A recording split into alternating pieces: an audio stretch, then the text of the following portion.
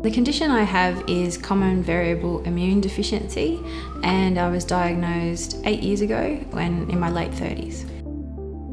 It's an inability of the body to make enough antibodies, so you don't have protection from an illness.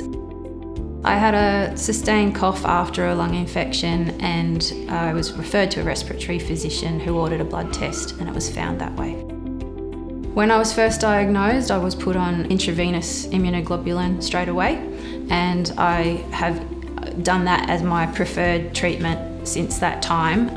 So there are two ways of giving immunoglobulin, and the first one that I'll talk about is intravenous infusion.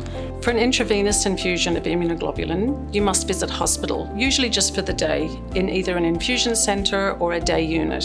In order to give the infusion, we have to give it straight into the vein, and so we put a tube like a cannula into your vein, or perhaps you have a long-term cannula such as a port or lung line there already. You're monitored closely throughout the infusion by nursing staff, and we give a large volume all at once, and then usually repeat that 3 or 4 weeks later.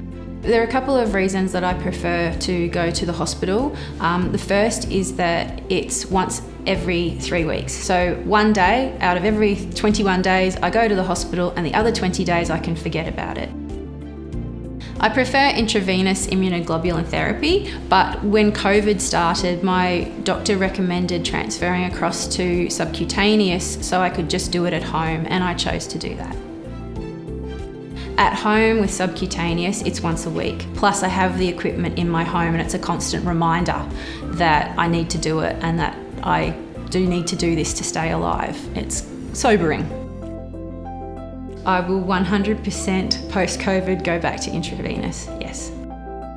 I've been on quite a consistent dose since we found the right dose, but it's always being assessed and monitored. They're always checking my levels and my health to look at whether that needs to be brought down, bearing in mind that it's a very precious resource and many people need that therapy to stay alive.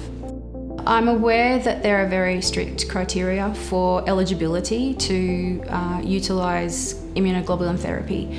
I think it's very important for them to have those criteria in place to ensure that the product is distributed to the people who need it the most and it's not wasted.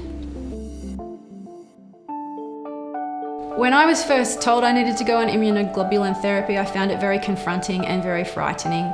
I didn't even like needles, and now I'm cool with them, so eventually you get used to it.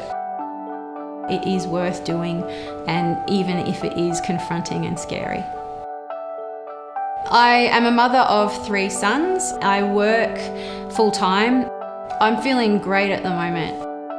I have got the energy levels back up again, and I do have the resistance against infection as well. So I look forward to watching my children grow up and enjoying a full and healthy life.